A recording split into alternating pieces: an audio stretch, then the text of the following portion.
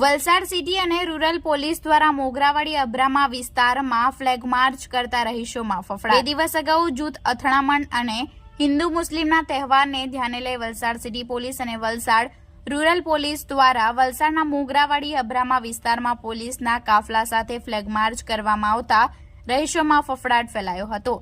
2 દિવસ અગાઉ અબ્રામા વિસ્તારમાં 2 જૂથ વચ્ચે અથડામણ થતા સમયસર પોલીસ પહોંચી જતા મોટી ઘટના બનતા અટકી ગઈ હતી।